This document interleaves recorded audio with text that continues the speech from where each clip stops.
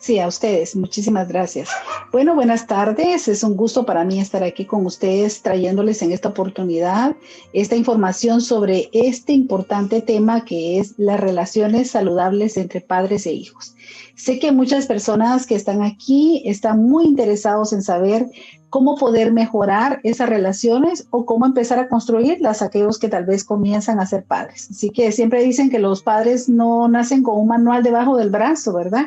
Y muchas veces la práctica y se va con práctica y error, pero qué bueno que podemos compartir esto. Y bueno, primeramente esta fotografía pues nos deja ver una familia en donde está papá y mamá, están básicamente dándole esa protección a los hijos que se supone que es lo que los padres deben de hacer.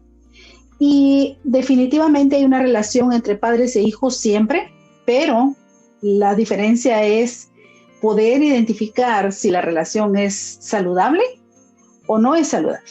Entonces, vamos a comenzar diciendo que las relaciones realmente entre los padres e hijos empiezan desde el primer momento en que se conocen, se crean desde esa primera interacción. Aún, por ejemplo, se dice que los niños cuando están en el vientre de la madre, el niño puede sentir muchas cosas, pero cuando ya ese niño salió del vientre, cuando ese niño ya nació, empieza a haber una interacción. Creo que aquí me gustó esta fotografía porque más ahora está de moda, ¿no? Como poner cuál es la revelación del sexo del niño, las fotografías que todos se toman con el recién nacido, pero no solamente un bebé es para poner una fotografía en la media social, sino eso implica una gran responsabilidad para los padres y ahí empieza todo.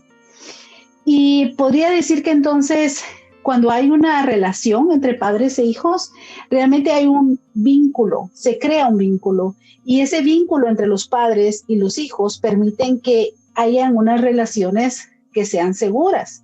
Determinan también ese vínculo que tiene el niño con sus padres, el tipo de comportamiento que este niño puede tener.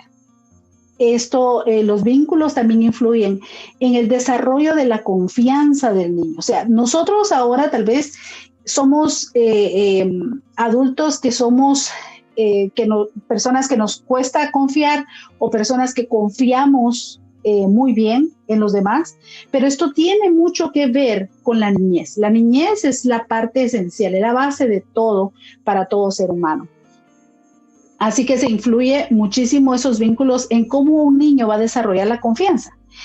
También va a aprender un niño en ese vínculo entre padres e hijos, en esa relación, va a aprender cómo es que funcionan los géneros, va a empezar a ver culturalmente qué es lo que hace el género femenino o el género masculino, va a darse cuenta cómo es la interacción entre ambos, porque papá y mamá están dando la enseñanza de cómo es la vida, porque el niño se empieza a desarrollar en ese micromundo que es la familia.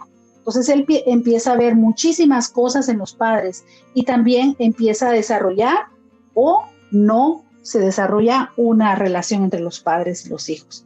También esos vínculos permiten que los niños aprendan cómo tener amistades saludables, cómo tener relaciones saludables con otras personas y cómo poder expresar sus sentimientos. Yo creo que a veces nos ponemos a pensar que hay personas que son muy reprimidas, les cuesta muchísimo expresar, les cuesta muchísimo dar un abrazo. Obviamente ahora pues por la pandemia estamos tomando esta distancia, pero hay personas que son muy afectivas y necesitan ese toque físico, y hay personas que se sienten incómodas con eso, pero otra vez, yo sé que muchas de las cosas que voy a hablar aquí, estoy hablando de padres e hijos, pero nosotros hemos sido hijos y algunos pues somos padres. Entonces, es de revisar también qué pasó en nuestra niñez, porque tal vez eso va a traer mucha respuesta a muchas cosas que probablemente ustedes puedan estar pasando o pasaron en un momento determinado. Entonces, esos vínculos entre padre y los hijos también desarrollan muchísimo lo que es la seguridad, el autoestima y el autocontrol del niño. Abajo ustedes pueden observar una fotografía de una familia completamente diferente a la familia que está arriba.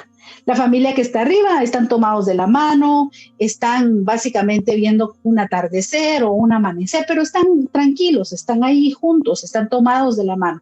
En la otra sí hay un contacto físico, pero es un contacto agresivo. Así que por eso tengo esa notita ahí donde dice que aquellos padres que no experimentaron relaciones afectuosas en su niñez con sus padres, tienen mucha dificultad muchas veces para llevar a cabo ese rol. Entonces podemos ver que hay una diferencia abismal entre una familia y otra.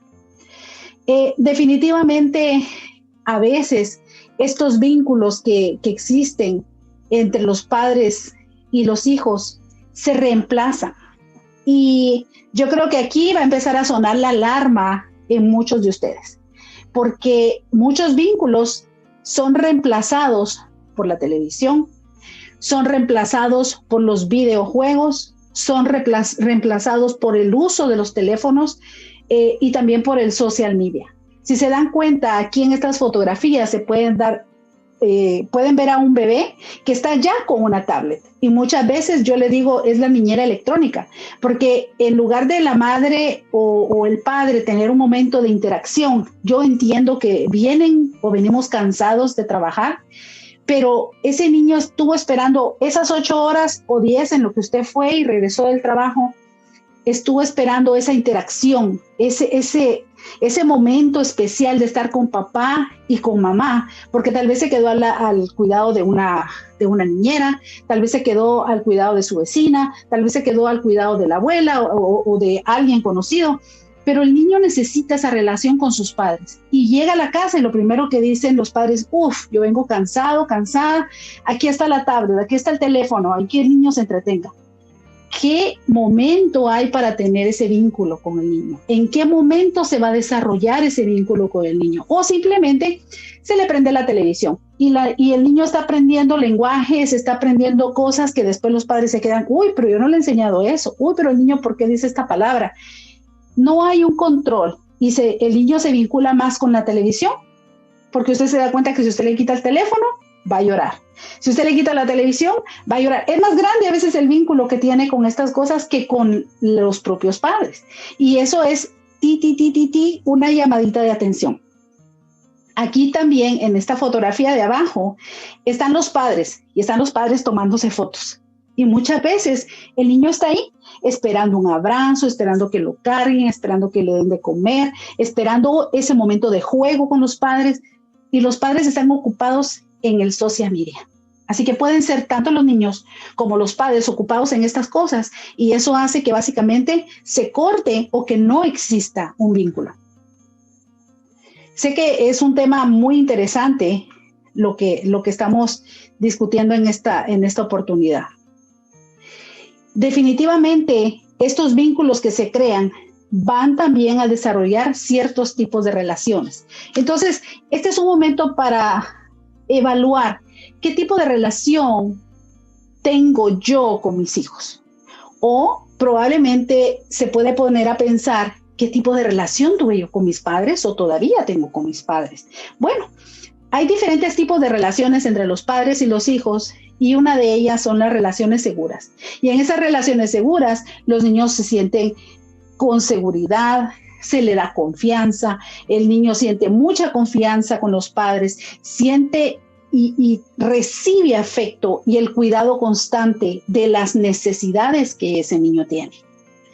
Hay otro tipo de relaciones que le llamamos evitativas. ¿Por qué? Porque está tratando de evitar, o sea, hay una inseguridad, no hay cuidado, no hay confianza, hay abandono y el niño se empieza a convertir en un niño muy independiente porque él tiene que hacerse la comida porque no hay quien se la haga. Él tiene que ir a buscar la ropa que se va a poner porque mamá está demasiado ocupada con las amigas, con el trabajo, con lo que sea, pero no atienden la responsabilidad de la necesidad de sus hijos.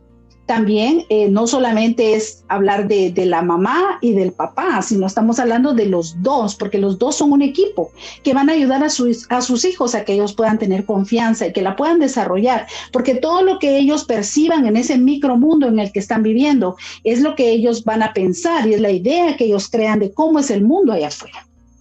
Hay un tipo de relación también que se llama ambivalente.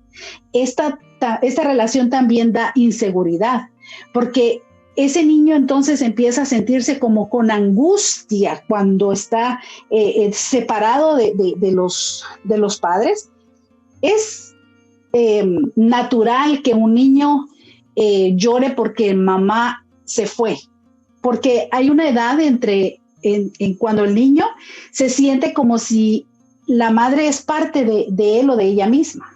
Entonces siente eso como que no está completo si no está mamá.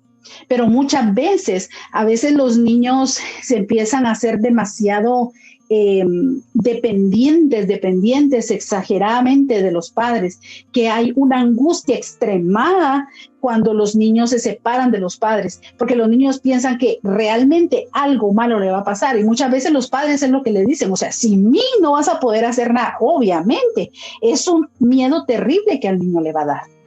En ese tipo de relaciones también hay enojo, porque el niño no quisiera actuar de esa manera o no quisiera que sus padres actuaran así, porque acuérdense que los niños también después van a la escuela y ellos pueden ver la diferencia entre cómo es la mamá de Juanito, cómo es la mamá de María, cómo es la mamá de Pedrito, es muy diferente a la mía. Entonces se puede enojar también el niño y el niño está en busca de seguridad. Hay familias o relaciones que son desorganizadas. Y en este tipo de familias, los niños no saben qué esperar. Es ese tipo de familias en donde los padres, hoy, si el niño bota la leche, es lo peor que el niño pudo haber hecho. Pero mañana bota la leche y no hay problema. Entonces es una confusión, no hay reglas claras, todo es contradictorio para los niños. Se le da poca valoración a los niños. Acuérdense que dije que los vínculos y esa relación entre padres e hijos ayuda a que el niño pueda empezar a formar su autoestima. Entonces muchas veces vemos que hay personas inseguras precisamente porque no han tenido esa seguridad desde la relación que empezó con sus padres. Como terapeuta, muchas veces trabajando con adultos, nosotros tenemos que explorar partes de su niñez y muchas veces estos adultos que están teniendo mucho problema de inseguridad, muchos problemas de depresión, mucho problema de falta de valorizarse a sí mismos, con una autoestima muy baja, con inseguridad, no se atreven a tomar decisiones. Todo tiene que ver con ese tipo de relación o no relación que tuvo con sus padres. Muchas veces los niños son abandonados y no precisamente tiene que ser un abandono el hecho de que los padres se vayan lejos o que lo dejen. El niño puede estar viviendo en casa con sus padres y aún así el niño puede estar siendo abandonado. Entonces, cuando hablamos de las relaciones, también teníamos que hablar precisamente de lo que es también el abuso, porque al no haber una relación, al no darle a los niños lo que los niños necesitan, no lo que ellos quieren, que es una cosa muy diferente, decir lo que un niño necesita y lo que un niño quiere. Porque un niño puede necesitar un par de zapatos, pero un niño puede querer tener 20 pares de zapatos. Entonces, tenemos que ver esa diferencia. Entonces, ¿qué estamos enseñándole a los niños? Sé que van a haber muchas preguntas, pero como se les dijo en el principio, ¿no? Hay preguntas que probablemente van a ser de cosas muy, muy personales. Entonces es mejor, acuérdense que esto es un programa que se está grabando y sus preguntas no van a ser privadas ni van a ser confidenciales porque hay más personas que van a escuchar lo que usted va a preguntar. Entonces, si usted quiere una pregunta más personalizada o una consulta, después vamos al final a darles mi teléfono para que ustedes se puedan comunicar conmigo, ¿ok? Entonces, otra vez volviendo a los tipos de padres. A muchos seguramente les dio risa cuando ven a esta señora con la famosa chancla. O sea, yo hice esta presentación y dije, la chancla no podía faltar, porque es famosa, ¿verdad? Pero también aquí podemos ver que dependiendo del tipo de relación, también así es el tipo de padres que hay. Entonces, hay padres que son autoritarios. Esos padres autoritarios están como en este cuadrito, ¿verdad? Porque soy tu madre y punto. Pero puede ser también porque soy tu papá y punto, ¿verdad? O sea, son aquellos padres intransigentes, aquellos padres que no son flexibles con sus hijos, que son severos, que nada más enseñan al niño a tener miedo a través de castigo, castigo, castigo, castigo.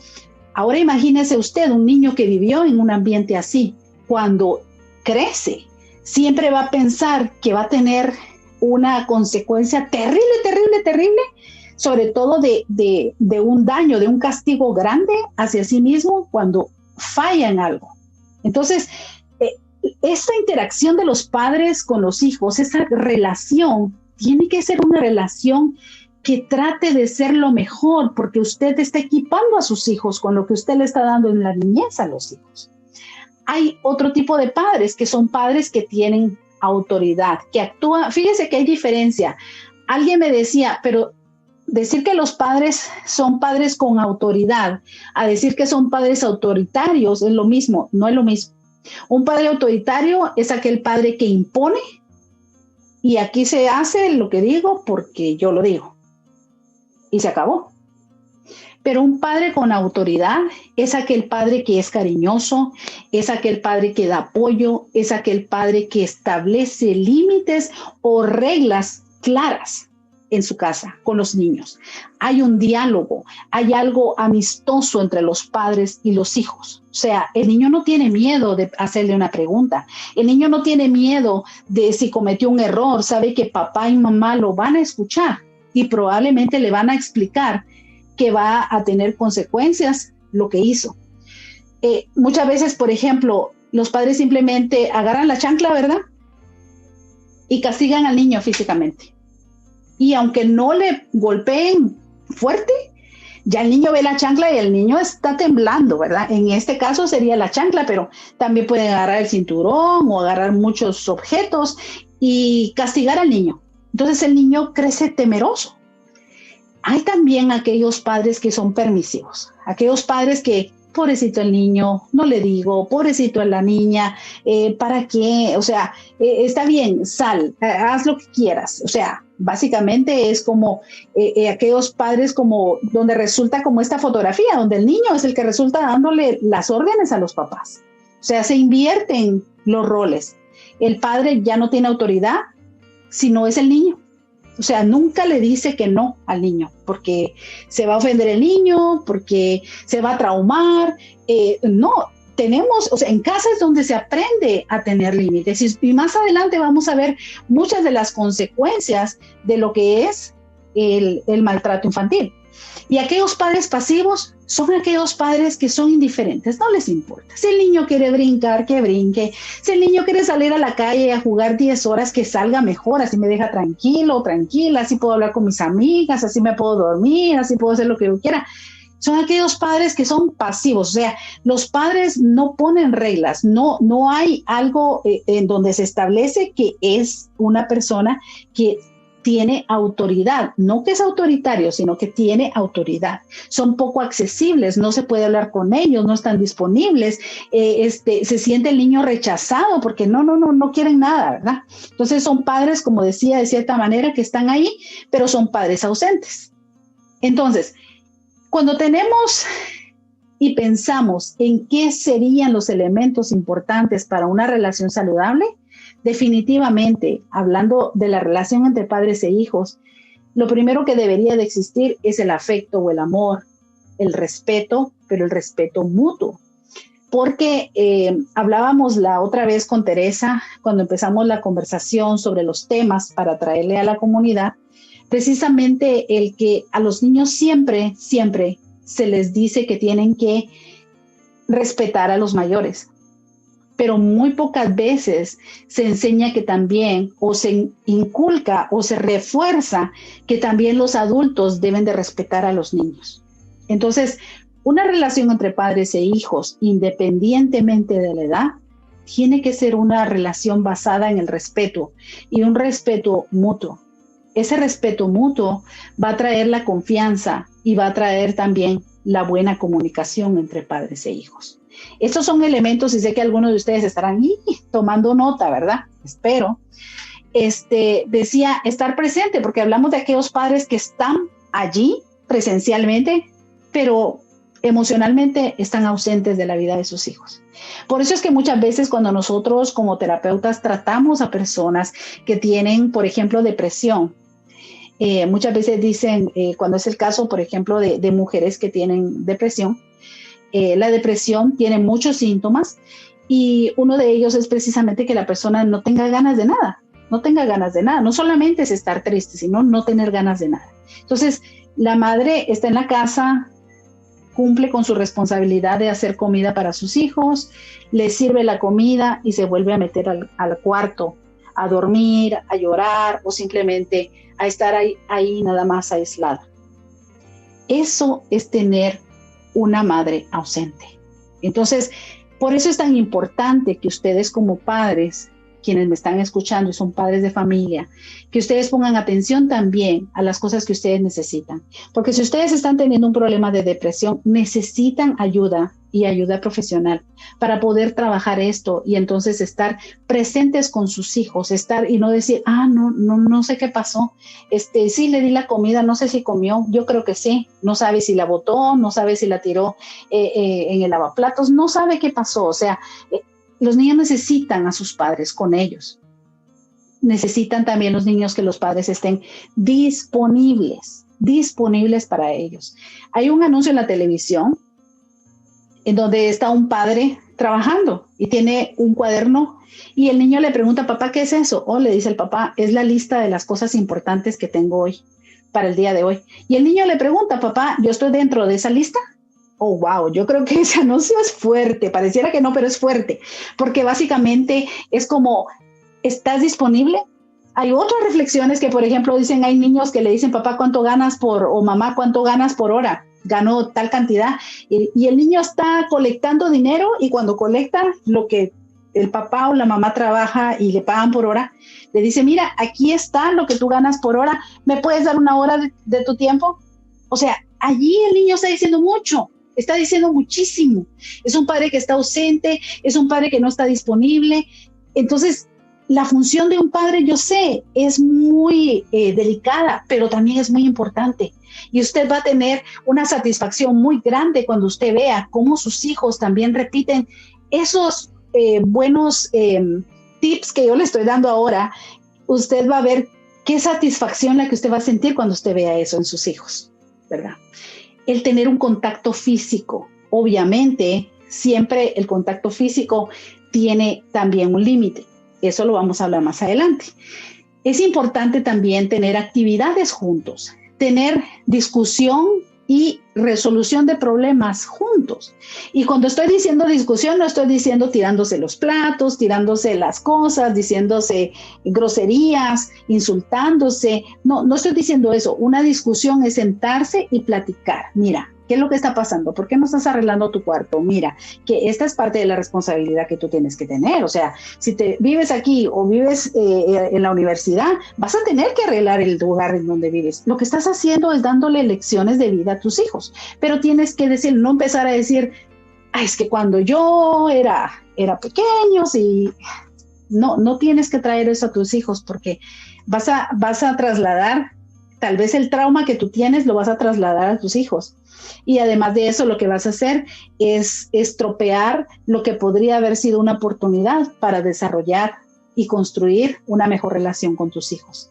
Entonces, establecer límites, porque los niños necesitan límites. Los niños por su edad, estoy hablando de aquellos que son pequeños, pero también los adolescentes. Algunas veces ellos quieren hacer de todo porque miran que los demás hacen de todo. No, hay que mostrarle a los hijos que tienen que haber reglas en casa y que son aplicables a todos, ¿verdad? Hasta un cierto límite también.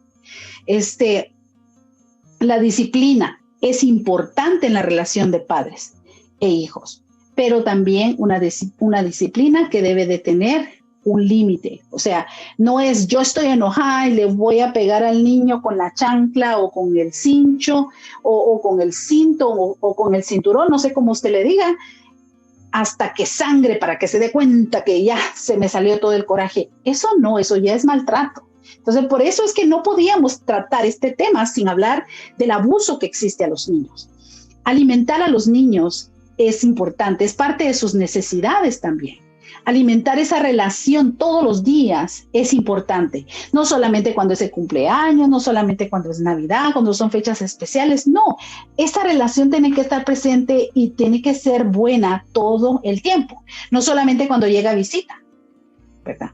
Entonces, sobre todo, parte de los elementos importantes también en crear y construir esas relaciones saludables entre padres e hijos es el que no exista la violencia, que no exista la intimidación y tampoco la manipulación o el control. Y digo, ahorita siempre digo que a veces cuando menciono esta palabra, si hay adolescentes van a decir, sí mamá, tú me controlas mucho, ¿verdad? No, es una cosa muy diferente el tener supervisión sobre un hijo que tener control, que no es saludable, ¿verdad? Entonces, supervisión es un tipo de control, pero si ese control rebasa, lo que se debe de hacer es darse cuenta que no se está en una relación saludable. Entonces, los padres definitivamente son esas personas con las que el niño va a aprender a desarrollar la confianza. La relación entre los padres es una combinación de conductas, de sentimientos y de expectaciones únicas. Porque muchas veces, por ejemplo, los padres tienen diferentes expectaciones, pero también hay que ver cuáles son los intereses de ese niño. A veces muchos niños llegan a grandes y llegan a tener carreras porque el papá quería que fuera tal cosa. La niña tal vez es maestra porque la mamá quería o los padres querían que fuera maestra. El niño ahora es un médico, pero un médico frustrado porque nada más quería darles gusto a los padres. No, los niños traen sus propios intereses y si usted realmente los trata bien, usted va a poder ayudarlo y va a poder guiarlo a que pueda completar sus metas de la vida. Las relaciones definitivamente entre padres e hijos ayudan al desarrollo del niño en su desarrollo psicológico, en su desarrollo emocional, ¿verdad? Y se van creando ese apego que son los vínculos. En inglés se habla del attachment. El attachment es ese apego que el niño puede desarrollar o el vínculo que desarrolla con sus padres. Aquí tengo una porción de un poema que fue escrito por Dorothy Lowe y dice, los niños aprenden lo que viven. Si los niños viven con crítica, aprenden a condenar. Si los niños viven con hostilidad, aprenden a pelear. Si los niños viven con miedo, aprenden a ser aprensivos. Si los niños viven con lástima, aprenden a sentir pena por ellos mismos. Si los niños viven con ridículo, aprenden a sentir timidez. Si los niños viven con celos, aprenderán a sentir envidia. Si los niños viven avergonzados, aprenden a sentir culpa. Y esta es una parte de ese poema. Así que si usted anota el nombre, usted lo va a conseguir y puede leerlo, porque es muy, ese poema es bastante reflexivo para los padres. Los niños aprenden lo que viven. Aprenden en la escuela instrucción, pero aprenden para la vida lo que viven en casa. Así que eso es bastante importante. Ahora, ya que hemos hablado sobre cómo son las relaciones entre padres e hijos, también es importante hablar de este punto del abuso.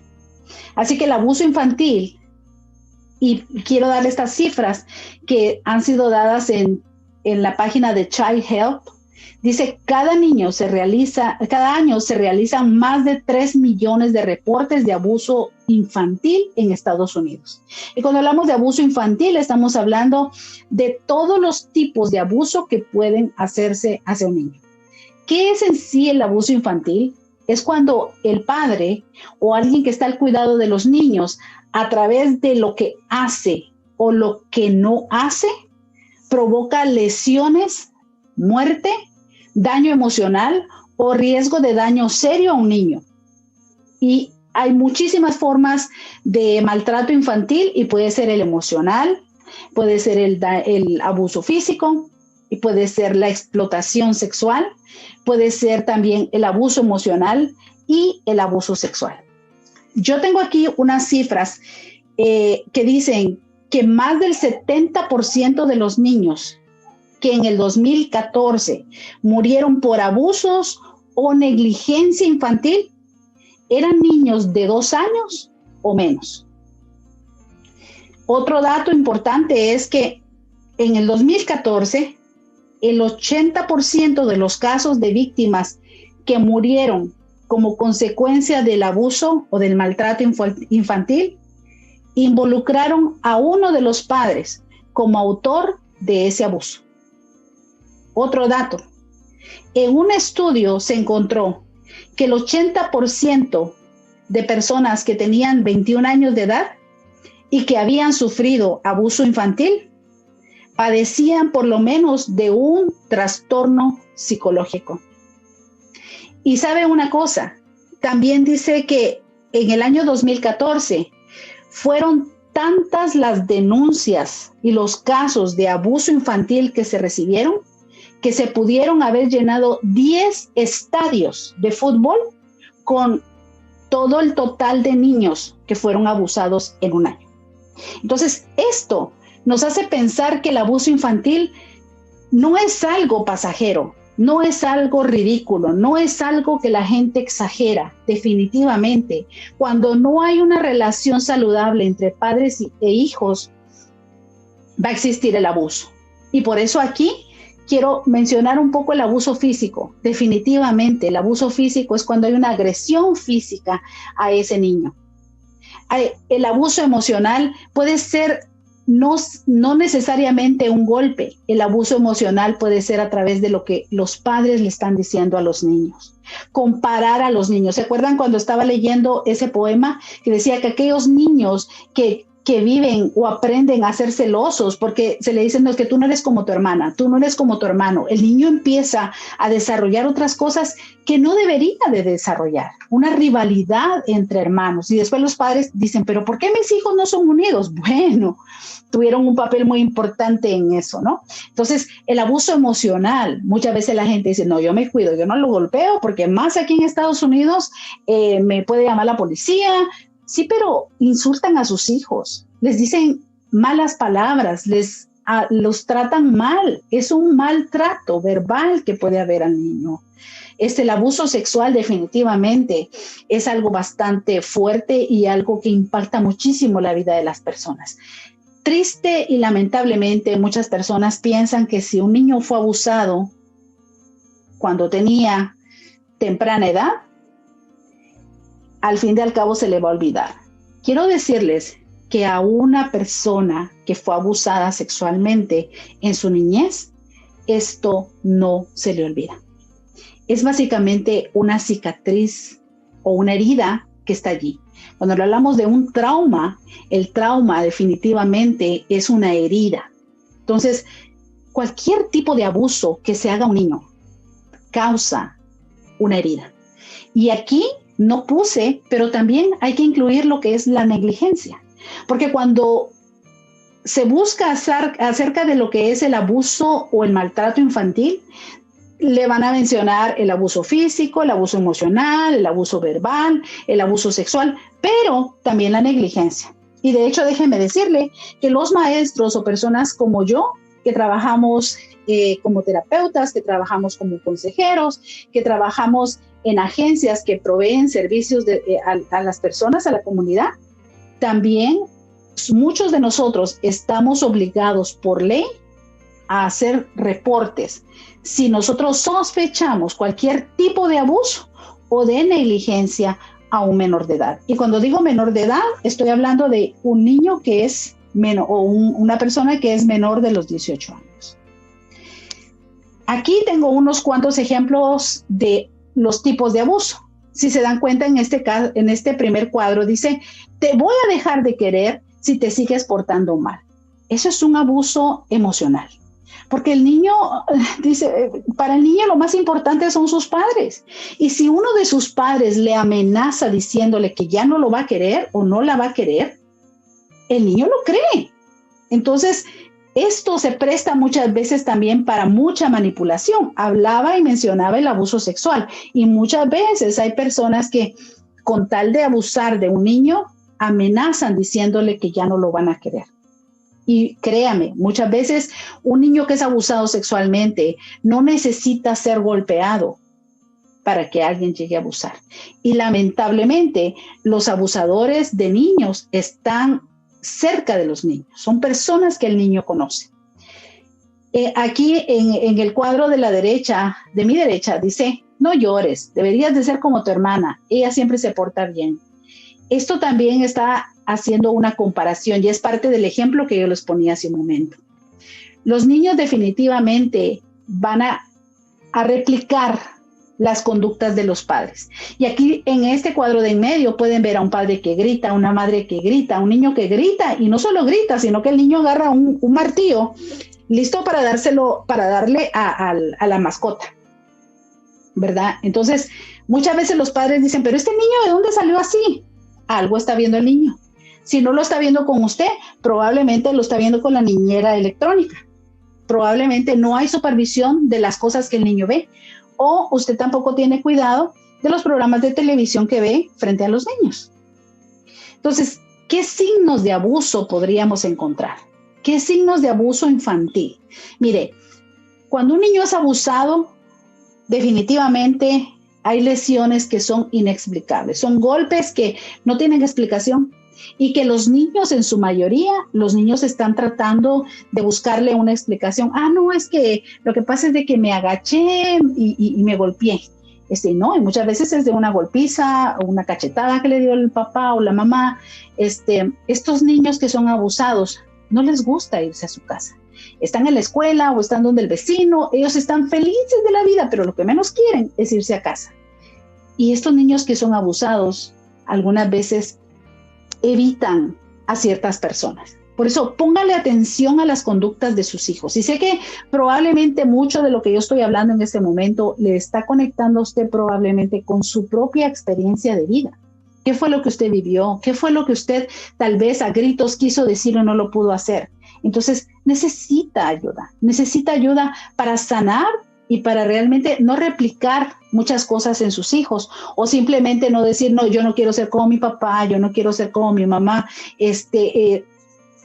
Esto no le va a ayudar mucho. Precisamente tiene que manejar todas esas emociones que el abuso le haya hecho sentir a usted. Probablemente muchos de ustedes podrán decir, yo me siento culpable porque estoy haciendo o corrigiendo a mis hijos tal y como yo lo aprendí. Ok, es una buena manera de aprender, de reconocer que hay que hacer un cambio y hay que empezarlo a hacer. Los niños que son abusados, otro de los signos puede ser que los niños se aíslan, que los niños tienen miedo, que los niños tienen mucho enojo, que los niños están muy tristes, que tienen mucho problema tal vez para relacionarse con los demás y para confiar en los demás y confiar en ellos mismos. Por eso hablaba de la autoestima. Yo creo que ahora empieza a darse cuenta cómo empieza a vincularse una cosa con otra. Los niños también que sufren abuso no siempre son niños que se van a ser retraídos, niños que se van a aislar, sino que también podrían ser niños que cambian su conducta y se convierten en niños agresivos y en niños que empiezan a acosar a otros y empiezan a hacer bullying a otros niños. Y esto es una llamada de atención. Bueno, y por ahí va el comercial, que otro de los temas que estamos preparando es acerca del bullying que los niños pueden sufrir y de sexting también. Entonces, los niños que son abusados también pueden autoagredirse a ellos mismos. Se pueden estar golpeando, se pueden estar jalando el pelo, se pueden estar aruñando, se pueden cortar. O sea, pueden hacer muchas cosas porque si este niño empezó a tener este maltrato y continúa el maltrato cuando llega a ser adolescente, también puede tener ciertas conductas. Pero usted puede ver cuando hay cambios en las conductas de sus hijos. O en niños que usted conoce. Los niños que son abusados de cualquier tipo de abuso también pueden experimentar pesadillas, tienen problemas para dormir y por lo tanto, pues están cansados todo el tiempo. Empiezan a rendir muy bajo en la escuela, no pueden poner atención porque su mente está preocupada en otra cosa. En el caso de aquellos niños que los abusan sexualmente y los abusan en la noche, ese niño está alerta toda la noche y no puede dormir. Y cuando hay padres que tienen problemas con el alcohol o con las drogas, también son unos signos que puede decir, ahí ese niño en ese hogar podría estar sufriendo abuso. Porque muchas veces, y se lo digo por experiencia, porque tratando a personas en terapia, hay personas que son adultas y cuentan cómo su padre alcohólico les abusaba y les maltrataba físicamente, emocionalmente, sexualmente, los mandaban a trabajar, o sea, una serie de abusos. No había necesidades básicas en casa cubiertas, sino que existía hambre. El padre sí tenía para el alcohol, pero no tenía para la comida. O sea, eso es abuso. Acuérdense que abuso es estos tipos que le he mencionado, pero también la negligencia también es un tipo de abuso, porque no se le está dando al niño lo que el niño necesita. ¿Ok? Los padres negligentes, ahí va el punto otra vez, esos padres que no le dan a sus hijos o no llenan las necesidades de sus hijos. Y estoy hablando las necesidades, no los caprichos de los hijos. Los niños necesitan comida, techo, seguridad. Básicamente existe una pirámide que se llama la pirámide de las necesidades básicas, y una de las necesidades básicas es el techo, la comida, el abrigo, la seguridad, y todo esto llega y va a ayudar a que el niño desarrolle su autoestima. Pero muchas veces si ese niño no tuvo todo esto, definitivamente no tiene una base para tener una autoestima. Entonces, aún ahora que es un adolescente o que es un adulto y que se da cuenta que necesita trabajar en ello, pues como terapeutas podemos ayudarles para que puedan mejorar su autoestima. También cuando los niños son testigos de violencia, de malos tratos, porque tal vez no se lo están haciendo a ellos, pero eso también puede implicar que el niño también pueda desarrollar algunos de estos signos que les he mencionado. El abuso sexual infantil es cualquier contacto, cualquier conducta o cualquier actividad sexual, como por ejemplo tomarle fotos a un niño de contenido sexual o hablar sobre sexo entre un adulto que es alguien con alguien menor de 18 años, cuando un niño es mayor o adolescente y un niño mucho más joven, cuando una persona tiene poder sobre otra, independientemente de las edades que tengan. Definitivamente el abuso sexual de los niños puede ser por personas extrañas, pero repito otra vez, también puede ser personas conocidas. Definitivamente otro de los tipos de abuso sexual es lo que conocemos como incesto. Y si tal vez usted no había escuchado esa palabra, el incesto es el abuso sexual que ocurre por un familiar. O sea, hay muchísimas personas que son adultos sobrevivientes de incesto. Hay muchos adultos sobrevivientes de abuso sexual infantil y créame, afecta su vida como adultos. Así que cualquier tipo de abuso afecta la vida de los niños. Y es importante que usted pueda darse cuenta también que el abuso sexual no solamente, como muchas personas piensan, el abuso es nada más cuando hay una violación. El abuso sexual a un niño puede ser con penetración o sin penetración. Un niño pudo haber sido manoseado y eso es abuso sexual. Así que cuando usted no, pero es que no fue tan grave, solamente lo tocaron. Eso es suficiente para que una persona pueda tener un trauma por ese tocamiento inapropiado. Así que hablar de este tema es un tema bastante extenso. Aquí le tengo unas estadísticas, no para que se asuste, sino para que esté más alerta acerca de estos datos. Aquí en Estados Unidos, y no estoy dando datos de otros países, sino de aquí de Estados Unidos, cada 9 minutos, CPS es el Child Protective Services. CPS es la Oficina de Protección al Menor. Cada 9 minutos, ellos encuentran evidencias de un caso de abuso sexual infantil cada 9 minutos. Imagínense cuántos casos al día. El 93% de víctimas de abuso sexual infantil conocían al abusador.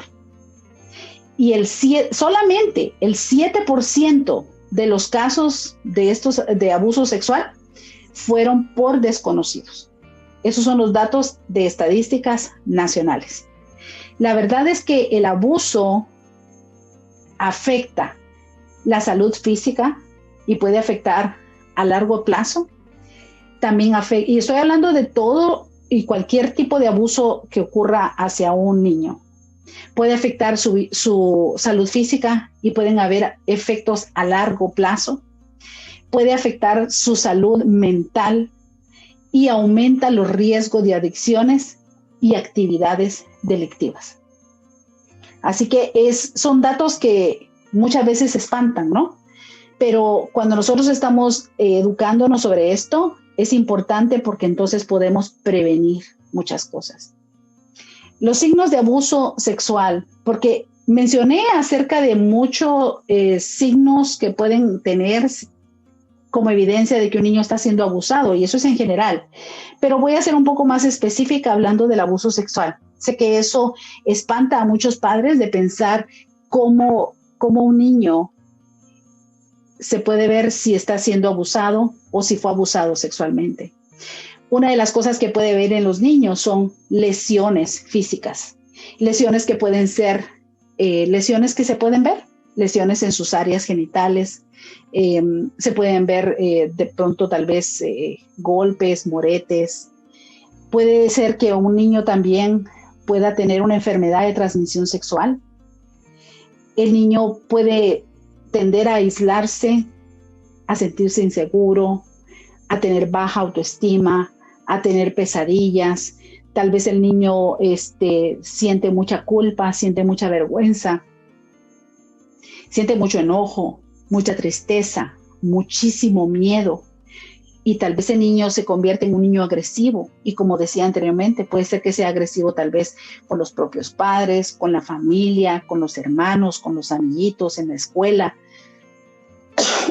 Perdón, tal vez el niño empieza a ser demasiado agresivo.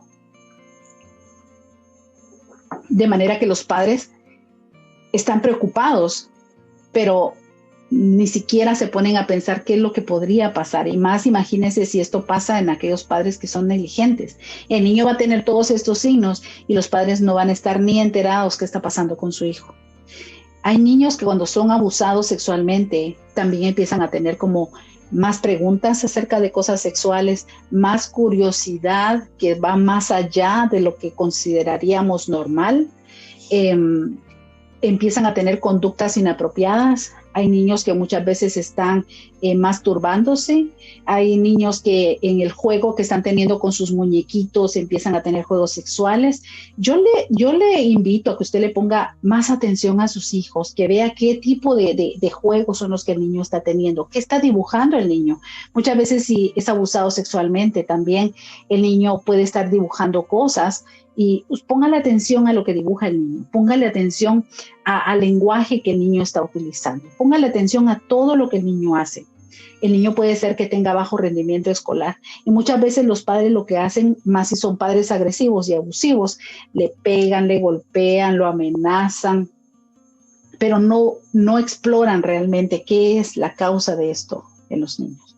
Entonces, si llegara a suceder que a un niño le sucede el abuso sexual, que un niño es abusado sexualmente, ¿qué no debería de hacer un padre? Porque yo podría decirle qué es lo que debe de hacer, pero quisiera enfocarme en decirle qué no debería de hacer. En primer lugar, no debe de ser una persona o un padre indiferente a lo que su hijo le esté diciendo. No le diga, estás exagerando, es un niño mentiroso, quién sabe en dónde escuchó eso y ahora lo está diciendo en la casa. ¿Cómo se te ocurre tu abuelito? ¿Cómo se te ocurre tu papá? ¿Cómo se te ocurre tu hermano? Porque Yo trabajo en un programa que es para dar servicios a los sobrevivientes de abuso sexual. Y usted no sabe cuántas personas han dicho a sus padres que su hermano, que su papá, que su tío, que su abuelo, que su primo los abusaba sexualmente y los padres no le creyeron. Al contrario, lo que hicieron fue golpear al niño y decirle que no volviera a mencionar eso nunca más. Otra de las cosas que no se debe de hacer es traicionar la confianza del niño. Muchas veces, tal vez usted como padre va a tener que pasar por ese amargo momento y triste momento en donde uno de los hijos suyos venga y les diga que le está pasando esto o que le pasó esto. Pero también algunas veces podría ser un niño que usted conoce, un niño de su propia familia, un amiguito de sus hijos. Tal vez ese amiguito que se siente tan identificado con usted porque ve que usted tiene confianza con sus hijos, pero ese niño en su casa está siendo maltratado, está siendo abusado y a usted le tuvo confianza. No traicione esa confianza del niño. Y cuando digo no traicionar la confianza del niño, no tiene que hacérselo contando a todos los vecinos, sino tomar acción. Más adelante le voy a dar información de a dónde puede llamar, si sabe de alguna de estas cosas que pudieran pasar. No agobie al niño con preguntas.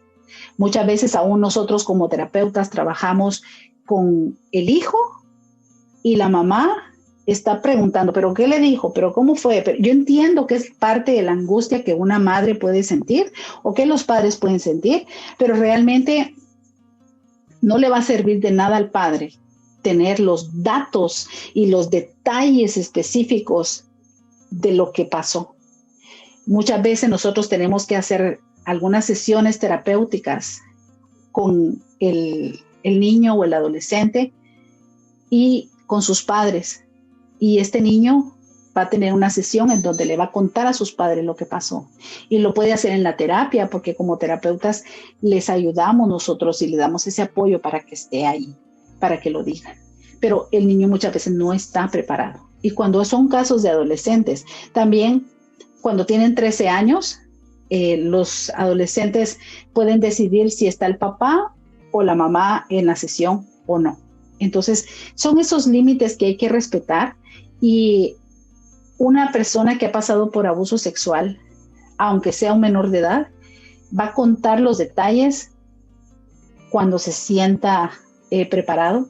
Y puede ser que esto nada más lo haga con el terapeuta y nunca lo haga con los padres, porque tiene miedo, porque no los quiere herir más, porque está viendo cómo actúa papá y mamá que están desconsolados, que están hasta a punto de divorciarse, culpándose el uno al otro. Eso es algo que tampoco deben de hacer los padres. No deben de culparse, tú te descuidaste. No, hay que buscar soluciones. Hay que buscar soluciones, porque lo que sucedió, sucedió y hay que buscar solución para su hijo o su hija, porque necesitan que sus padres estén con ellos en ese momento. No agobie al niño con preguntas y con detalles.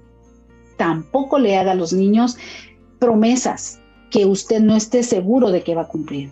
Y otra vez digo que entiendo como padre, como madre que soy también, entiendo que muchas veces nosotros como padres nunca queremos que nuestros hijos pasen por cosas difíciles y empezamos a tratar de darles consuelo a través de lo que les decimos. Pero, por ejemplo, si usted le hace promesas como nunca más vas a ser abusado de nuevo, no es algo que esté realmente 100% en sus manos, porque usted puede educar a su hijo, pero que otra persona abusiva llegue, eso es algo que usted no lo puede evitar, porque puede ser que no le vuelva a pasar, tal vez no de niño, pero sí cuando sea adulto. No le haga ese tipo de promesas, porque usted imagínese si le vuelve a suceder, entonces papá y mamá van a ser mentirosos, papá y mamá van a ser personas que no cumplen sus promesas. O decirle, el culpable va a ir a la cárcel.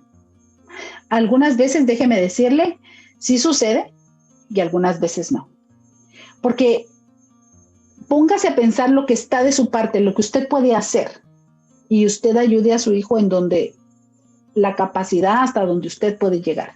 Usted puede buscar ayuda para su hijo o para ese niño. Usted puede hacer un reporte con su hijo acerca de lo que pasó. Usted puede hacer muchas cosas, pero no le prometa cosas que no va a cumplir, porque se va a lastimar todavía más su hijo cuando eso no sea así. Nunca confronte al abusador a solas, porque usted no sabe cuando usted confronta a una persona que ha hecho un tipo de abuso sexual. Usted no sabe cómo va a ser la respuesta de esa persona. Podría ser que usted corra peligro. Tampoco lo haga en frente de su hijo. No confronte al abusador frente a su hijo, porque entonces allí el niño puede sentir que usted está traicionando su confianza y el niño va a tener más miedo de lo que ya tiene por usted también. Tampoco trate de querer hacer el papel de las autoridades. En otras palabras, no trate de hacer justicia por sus propias manos.